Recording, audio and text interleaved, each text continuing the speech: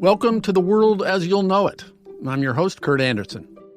We are discussing the future, and this season, the shape of things to come specifically as a result of technology.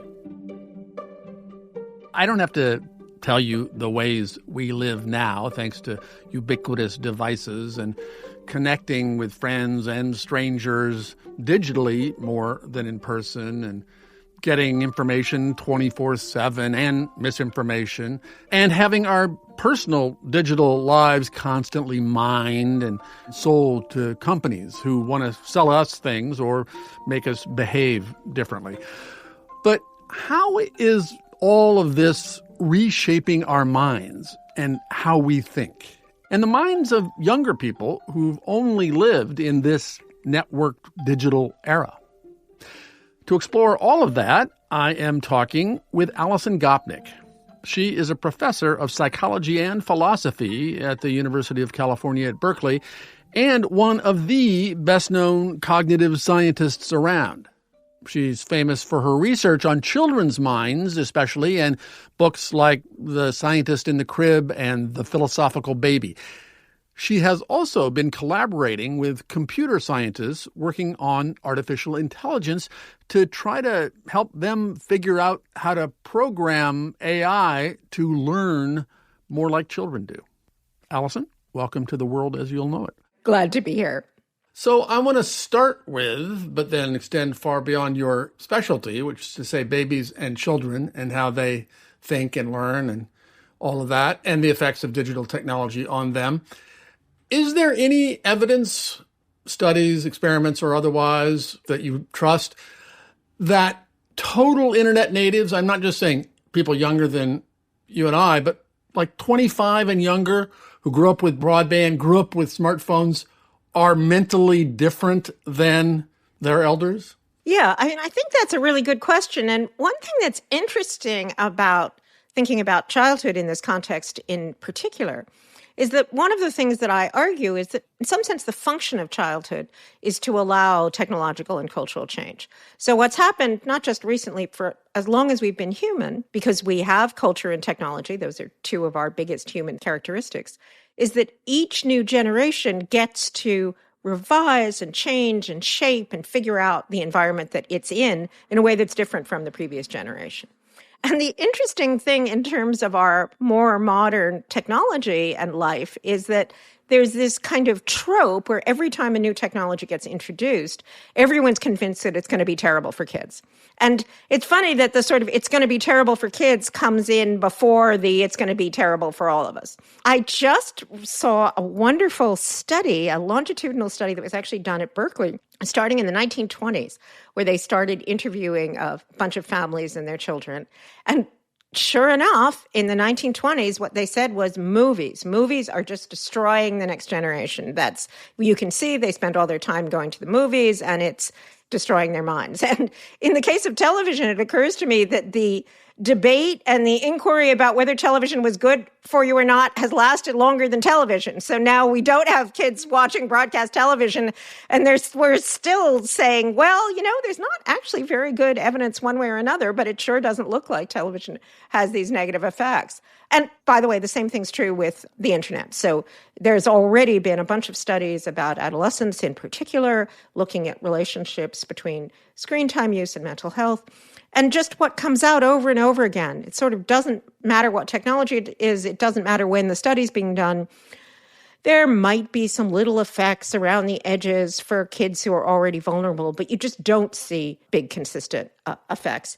And that's oddly discordant with the fact that everybody's first hypothesis is always that there are going to be these terrible effects. So that's like where people start. And then you do the studies and it's, I don't know, maybe a teeny bit about the edges, but you just don't see it. And I think part of that is exactly because the way that human childhood brains and adult brains deal with the world is really different. So an adult brain, one of the ways that I describe this is the difference between exploration and exploitation.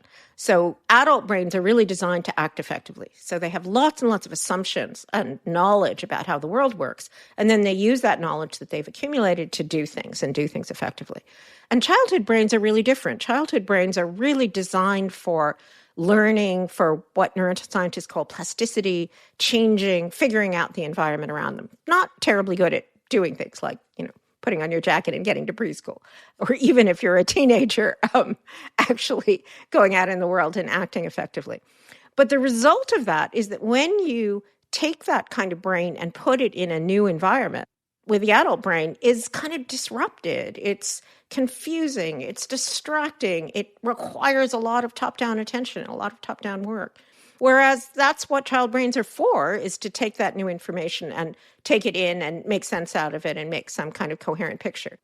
Well, and it seems to me that children using these technologies, for better or worse, but have they changed the way minds work of little kids who are staring at screens in a way that my 32-year-old children didn't, right? But did TV, is I guess a question, change the way people actually think or consume? Or do these more intimate, ubiquitous devices actually change the way brains work? Or is it, it's another thing, no different than books when you were a kid or television when I was a kid or whatever? Well, let me start with a parable that I use in The Gardener and the Carpenter.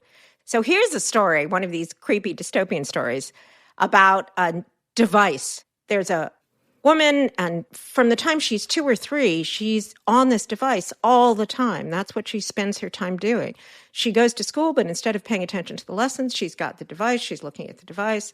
Most of her experience of the world actually comes through this device. So she's actually spending more time in the world of, someone walking into a ballroom in Napoleonic Russia than she is in her real life. And by the time she becomes an adult, literally every room in her house, including, though this is a bit embarrassing, the bathroom, has the device in it. And she won't do anything, including going to the bathroom, unless she has the device. Her children, one of her children has a concussion and has to go to the hospital. And the first thing she thinks is, I need to have the device with me. And then, of course, she works really hard to get her own children hooked on the device as well. And then if you do neuroscience, you discover that the device has completely reshaped her brain, so that parts of her brain that were once used for other things like vision or making their way through the world now are completely dedicated to the device. And if you put the device in front of her brain, it automatically engages in this effort of taking the device's input and using that to shape what it thinks rather than its own input. There's nothing you can do about it. It just does that completely automatically. Okay, well, the story that I've told you is absolutely true, and it's a story about the book. That's exactly what the book does. There's studies that show that by the time you're an adult who's read all your life, you literally can't ignore print. If you see, the word red printed in green, you have a hard time actually figuring out that it's red rather than green. If you look in your brain, big parts of your visual system are now devoted to print, et cetera, et cetera, et cetera. And from a historical period, there's at least arguments that many things that are very distinctive about us, like Protestantism, like the idea of individual privacy, that those things came from having print, came from actually experiencing the world through this medium of print. But I'm interested in how, as you say, reading itself for now thousands of years changes the way people perceive and think and consciousness. Do we know yet how these new devices and the always-onness and all the rest of it is changing the way people think? I think we don't, and we couldn't. And if anyone tells you that we do, then they're lying, because we'd have to wait for 20 years to see how people were functioning or if children are functioning any differently than adults. I think it's perfectly reasonable for us as adults to say, look, here's what we see with this technology. It's good in some ways and bad in other ways, and it's kind of addictive in this dopey way, and I don't like that, and I don't want my children to experience it. But of course, that was true about TV. That was true about books, right? So plenty of adults could properly say, you shouldn't be there with your nose in the book for hours and hours. You should be out playing sports and playing with the other kids outside. That's a perfectly reasonable thing to say. I don't think there's any reason to believe that it's drastically going to be different with this technology than the other technologies. Maybe, this time is going to be different from all the other times. But I don't think there's any particular reason to believe that's true. One thing, and I don't know if it's going to doom anybody, but it's a thing I've noticed in the smartphone era for 14 years now.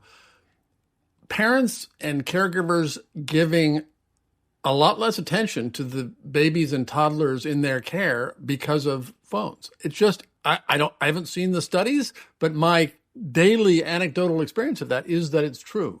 A problem? Probably not, in the sense that, again, as an adult, you're noticing someone looking at the phone. You wouldn't notice a mom going to talk to the person next to her, right? So what you notice is that here's the mom talking to the baby, but then she's looking at her phone.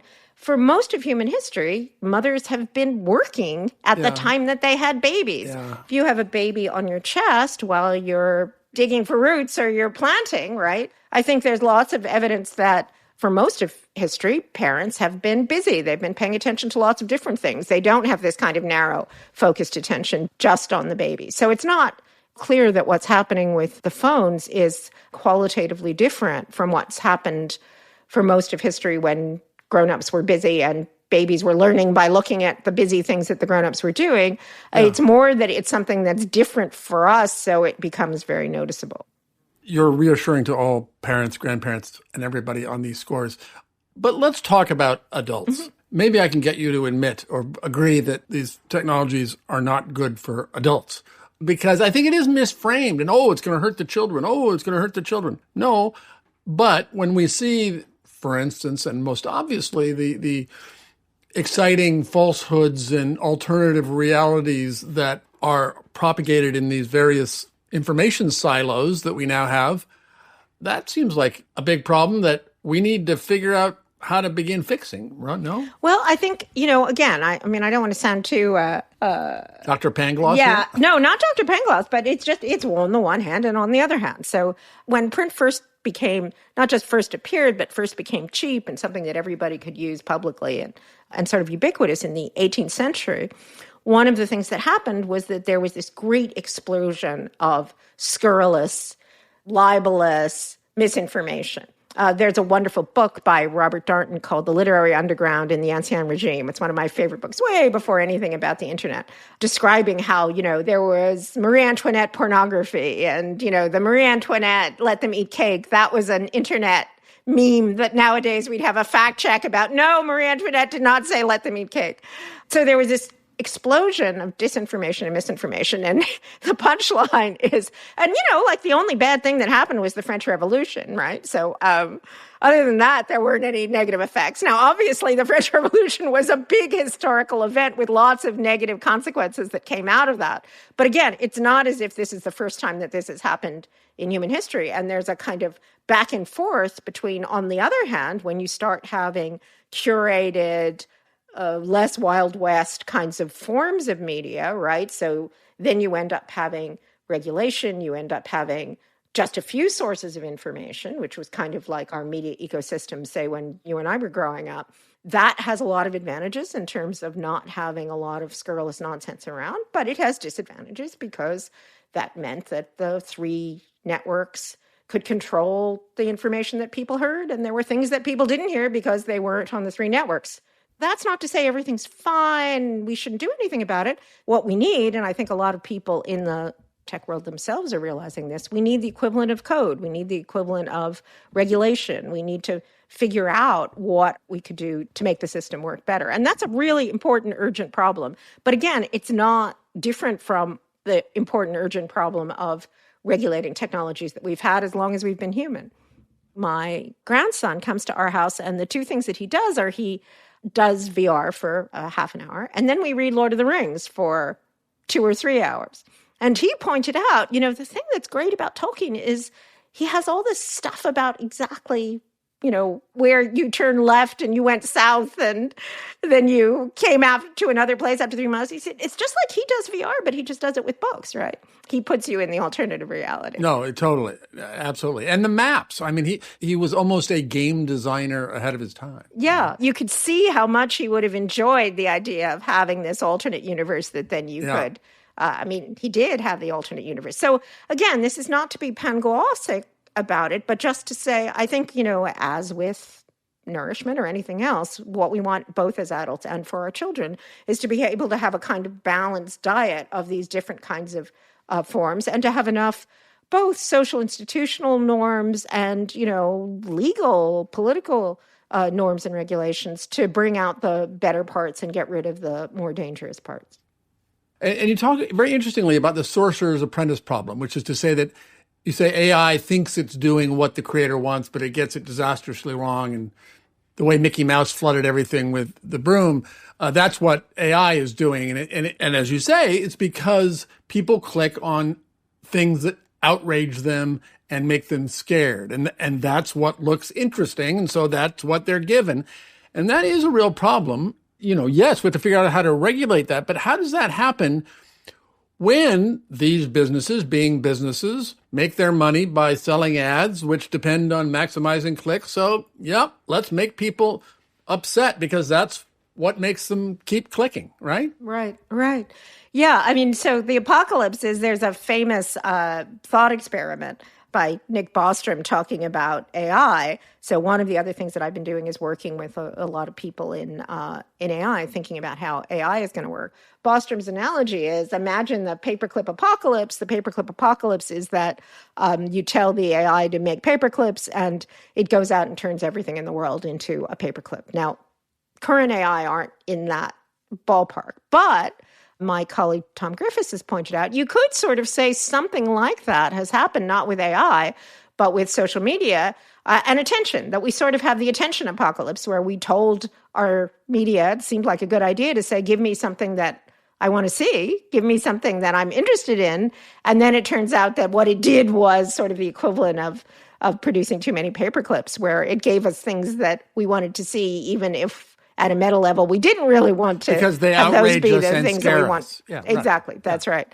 And I think that's a genuine unintended consequence of what looked like, if you said to someone, well, what kind of algorithm would you want? You'd say, well, show me things that I'm interested in. That seems like a sensible strategy. But it turns out to have this really negative effect, which is that you end up being interested in things like the outrageous or the frightening. And I think that's real, and there's interesting questions. For instance, the economist Paul Romer has argued that we should set up financial incentives so that instead of having this advertising model, which is sort of just by accident ended up being the model that we had for media, that we have something more like a subscription model where you could say, this is someone who I know is a reliable source of information, and so I'm going to pay to have that reliable source of information. I'm not just going to be clicking on the things that are going to get the best advertising revenue. The founders of Google early on said, oh, we can't do this if it's going to be advertising. That's going to be a disaster. We can't do it if we're going to be making the decisions about this based on advertising. But of course, that turns out to be the business model. It's so true. Exactly what you said. If everybody just had to pay a subscription to Facebook and Twitter and all the rest, this wouldn't go away. Right. There'd still be misinformation and conspiracy theories and nonsense, but it would mitigate it. And it's these kinds of choices that we see along the way, like, well, nope, we didn't want to do advertising, but that's the way it worked out. That we have to recognize that these are choices that are made along the way to go more toward utopia or more toward dystopia. Yeah. And I mean, Romer, for example, has this proposal that's being considered right now to have taxes on digital advertising, which is something that we hadn't done before. So that would be an obvious thing that could let us get more income to be able to do some of the things that we need to do, and that would act as a disincentive for the straight advertising model. So again, I mean, I think these things have to be done, and you have to put some political and some sociological and some psychological work into doing them. But I don't see any reason to think that they can't be done, or that, this is, and, again, if you think about the very strange fact about the 20th century, which was that ads for your couch turned out to subsidize investigative journalism, that was a pretty contingent outcome. And I think we need to figure out other ways of doing that. Well, one of the ways in which this seems different than all the rest is the fact that software and algorithms are designed to addict you. And you could say, yes, and so did pulp fiction writers. Right. They were trying to be addictive. But isn't this different? Or is it not different? Are they no different, just more technological and all-consuming than other forms of commercial media in the past? I don't know. The same kind of conversations. Remember the hidden persuaders, the same kind of conversations about the way that advertising was corrupting your needs, that the whole consumer society was about persuading people that they needed the latest, soap powder, when the soap powder was not actually going to change your life. And there were all sorts of subtle things that advertisers figured out about how to have the right colors and have the right people that would make you want the things that they were advertising. I mean, hijacking the human reward system is something that we've been doing as long as we've had a human reward system. And again, that doesn't mean that we aren't responsible for trying to figure out how we deal with the fact that someone's trying to hijack our reward system now. But I don't think it's a qualitative difference from the kinds of structures that we've had in the past.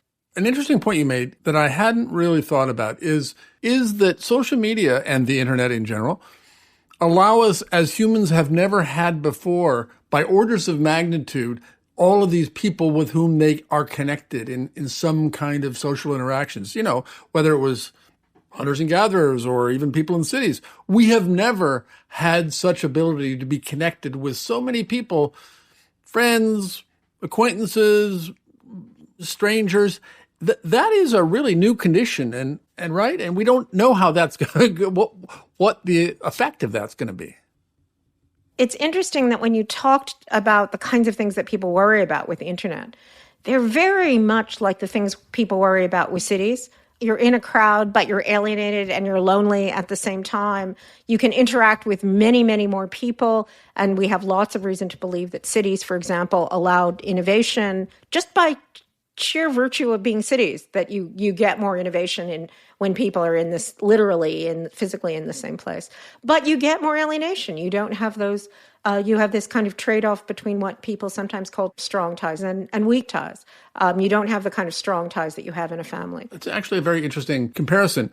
But the difference is, and it's something I think about a lot in terms of the anger and contempt that people so often feel free to express on the internet, that I don't think in real life most of them would, because it's real life and the person's there and they're your neighbor, or whatever.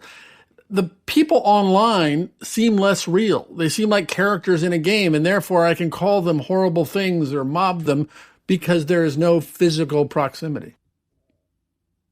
Well, I think this is a continuance of what happens in cities, right? So one of the things that happens in cities, it's funny, my husband comes from a very small town in New Mexico, and I grew up in big cities in Philadelphia and London, and he gets very upset because I'll walk down the street and I won't make eye contact with the people who I'm walking past on the street. I don't know if you were a New Yorker, Kurt, but anyone who grows up in a big city, one of the first things that you learn is you make eye contact with that small group of people who you actually know, and you have to glaze out over the other people because you couldn't be in those kinds of close personal relationships. There's that problem about, when you get lots of people interacting, there's a natural lack of the kind of empathy that comes when you're in close personal relationships with people. I think that's a real important, true thing about how humans work, and how to deal with that, again, in every culture with every technology is a real, genuine, deep problem for people. Right. And I've often thought that digital media, social media, makes people treat other people online as digital characters, less like human beings, which seems kind of like a flip side to the fact that we're getting so dependent on and virtually in love with our devices, and we'll do so more and more as AI develops. I wonder if we're not going to start treating certain software and devices less like, I don't know, this microphone or a car or a toaster, and more at least like pets, right? If not humans. I think that's a really interesting question. And I think what we would tend to say from a developmental psychology point of view is that it's this interactivity that's going to be the thing that makes the difference. So if you can really feel that you're interacting with, and not just in the sort of pseudo way that chatbot or something like that sort of pretends to be interacting, but if you were genuinely interacting, where what you were doing was interacting with the other agent, I think people will start thinking of them as being agents that are out in the world in the same way that they are, and much the same way that we welcome, animals. So humans do tend to do that, and I think as computers become more sophisticated, that's one of the things that we'll do. But, we can decide whether we're going to do this or not, but if we're thinking about the future, this gets back to the point about the paperclip apocalypse, my colleague Stuart Russell has pointed out one of the real questions is going to be how will we get computational system to know what our values are, what we want? How can we set up incentives? Again, this is like in the social media case. How could we set up the algorithm so that it doesn't do the bad things? There's a whole field of AI ethics, which is just about how could we change the algorithms so that they won't be biased, for example, that they'll be more productive for social good. Right. But one of the problems with this alignment problem that I think is interesting is if you think again about, and I think a lot of this, if you just think about the phenomenon with human beings that we have children and we have a new generation, that every generation is a bit different, grows up in a different environment, has different tools, has different technologies, has different social structure. These problems about how is it that we're going to have a next generation that will have the values that are going to be beneficent instead of malignant, right? That's just so baked into the human condition, so baked into our relationship with our children, with our teenagers, who are often the people who are kind of at the cutting edge of the next change. And I think one of the things about caregiving that's very neglected is that to be a parent is to be able to look at another person, another sentient agent, and say, I want you to have a different set of goals than I do. And I want you to even have a different set of goals than I want for you, right? That's my job as a parent, is to create a new intelligence that will be adapted for its environment, not necessarily adapted for my environment. And if we're ever going to have AI that's actually going to be able to do that, be able to actually generate new values in a new situation rather than just go with their predetermined values, and at the moment, we're not even in the ballpark of being able to do that, we're going to face this problem about how do we get a system, whether it's a machine or it's a new generation of humans, to be able to adjust their values, adjust what they think, adjust what AI people call their objective function, the things that they're trying to go out in the world and get, in a way that overall is more beneficent rather than more difficult. Right. I have a question before we finish about AI, and I get that we're nowhere near general artificial intelligence, but when I see how AI is as good at facial recognition as humans, better than a lot of than doctors at diagnosing many things, and so on and so forth, do you have any reason to doubt that machines will get there in some fashion? My hunch is there's really only one creature that we know is conscious, namely me, right? But I think there's some interesting work in evolutionary biology. Peter Godfrey Smith, who's a philosopher of biology, has this wonderful new book, Metazoa, where he is arguing, and other people have argued, that the thing that really is associated with consciousness is a certain kind of function of the way that you are in the world. And in particular, he suggests that during the Cambrian explosion, you see these creatures that start to appear, to start out with, they're just like little shrimp and underwater creatures, but they can run after things. They have arms. They can go out and catch their own food. And they have claws, and they chase each other. They can be in conflict. And he suggests that gives you a kind of attitude towards the world when that's true. And the interesting question is, if you had, again, we don't have AIs that are anything like that now, but if you had an AI that could actually go out and function in the world, something more like a genuine robot, would that start to be in the category of things that would have consciousness? And I think it's just sort of an empirical question. Does it depend on having being made out of carbon rather than being made out of silicon? All the examples we have are made out of carbon. Or is it something about these functional characteristics, like having an attitude in the world, having to have goals, having to accomplish those goals, rather than consciousness? So there's a tendency among philosophers to think that sitting in an armchair and doing philosophy is the quintessential example of consciousness. And I think that's probably not true. So the way we have come to think of different kinds of intelligences in humans and in other animals in addition to us, that's perhaps a way to think about consciousnesses, plural.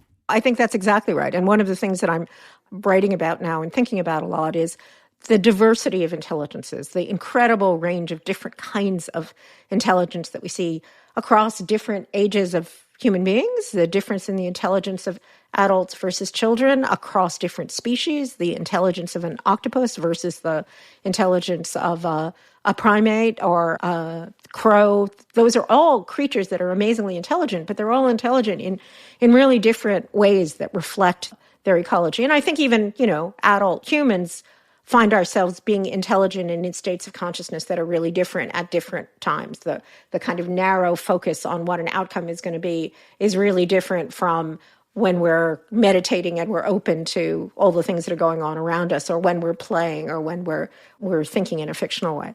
So I think what will happen if we actually get more sophisticated machines is it's unlikely that there'll be a sort of sense of, does this one have consciousness or not, as if it's a binary, or is it intelligent or not? It's that different kinds of creatures with different kinds of functions, different kinds of computational complexity are going to have different kinds of intelligence and probably have different kinds of consciousness. I'm glad to hear you say that, because one of my new hobby horses is that this lovely idea of non-binariness should be extended to all kinds of things beyond gender identity, to really thinking about almost everything in terms of continua. And I think that's one of the things that's come out of thinking in psychology, is that the diversity, this has been one of my points about parenting, for example, is that we tend to have this model that what we want is we have a particular outcome and we're trying to bring about this outcome. And if only we do the right things, we're going to get this particular outcome. And I think what biology tells us is that often the way that we have innovation, the way we adjust to the world around us, is by diversity. It's by trying out lots of different things. It's by things being sort of noisy and random a lot of the time. Computer scientists talk about something that I think is a very deep distinction between exploration and exploitation. And those are different, really different kinds of things. Being able to do something really effectively means narrowing your focus, having a clear goal, doing something for that clear goal. And that's very different from exploring the possibilities, trying things out, generating a whole lot of intellectual diversity. And you need to have both those things to be able to adapt to an environment. There's an idea I like in biology called evolvability. So even now we're just talking about evolution, that one of the things that happens is that you evolve evolvability. So you get creatures that are designed to have more genetic variability so that they can be more sensitive to the environment around them. So I think diversity isn't just, sort of a slogan. It's something that our biology tells us is really foundational, especially when what you're trying to do is adjust to new environments, to innovate, to deal with novelty. And I think babies and young children are just amazingly good at that kind of intellectual and psychological diversity. So us, adults, with these radically new technological environments over the next decade or two, how do we not just adjust to all of that novelty, but make the future better? Play our cards right with technology so we end up closer to utopia than dystopia. Stephen Johnson has this book that just came out about the extension of life, and Steve Pinker had a similar kind of book. And I have things to argue with, but you know what? 200 years ago, not even 300 years ago, 2 out of 5 kids died before they were 5 years old. And I sort of feel like if you want to know, are we getting closer to utopia or are we getting closer to dystopia? I feel like that statistic, like all by itself, nothing else.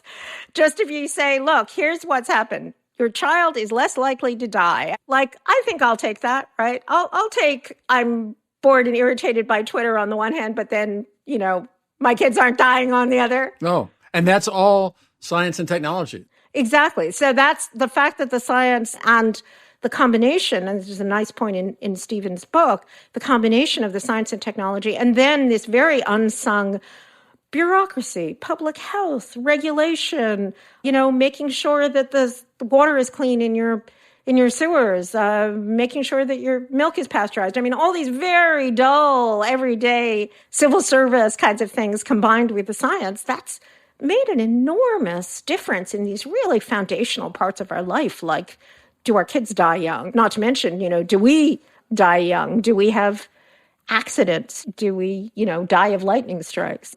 So in that sense, I think it's, maybe never utopia, but certainly some of the things that we take for granted about our lives that are the result of vaccines, right? The fact that we could use the mRNA technology just developed in the past 20 years, that's a giant positive change. And again, that's not to say that we don't have costs and that we shouldn't be trying to do things to counterbalance the costs. But I think it's so easy to forget that really basic fact about the very fact that our children are surviving. One thing we need to figure out how to do is how to raise people to be as glass half full as you are, because my goodness, it's like taking an antidepressant talking to you. So thank you. Well, this is my again. I will end with words of wisdom from my grandson, which is I'll always focus on. We've been reading Lord of the Rings together, which he loves and is very, very excited about. And he said to me at one point, "Grandma, I think this is the way stories go. They go hope, hopeless, hope." Hopeless, hope, hopeless. But then you always have to end with the hope part. And I think that's a very good insight about what makes for a good story. So maybe a good podcast too. That's the hero's journey in a nutshell. Well, thank you so much. This has been a pleasure. Well, thank you so much for having me, Kurt. The World as You'll Know It is brought to you by Aventine, a nonprofit research institute creating and sharing work that explores how today's decisions could affect the future. The views expressed don't necessarily represent those of Aventine, its employees, or affiliates. Danielle Mattoon is the editorial director of Aventine. The World as You'll Know It is produced in partnership with Pineapple Street Studios.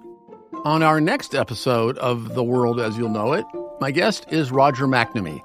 He is one of Silicon Valley's most significant defectors. As a lifelong tech investor, he was an early advisor to Facebook and a mentor to 22-year-old Mark Zuckerberg. But 5 years ago, he had an epiphany. He says he suddenly realized that Facebook and Google and the rest were enabling the destruction of democracy and civilized society and shared reality. He's the author of Zucked, Waking Up to the Facebook Catastrophe. We've allowed the language of the monopolist to crowd out the language of democracy.